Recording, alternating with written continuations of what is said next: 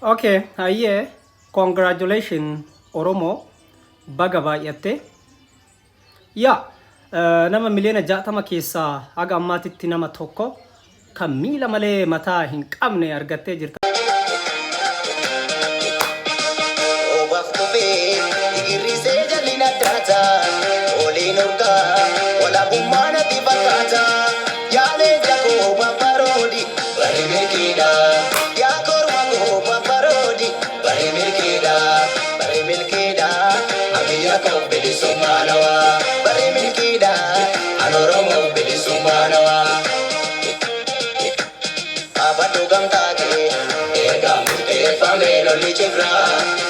Natada ayana bageti sifana jira yago tako ida tumunike jabesi sino natu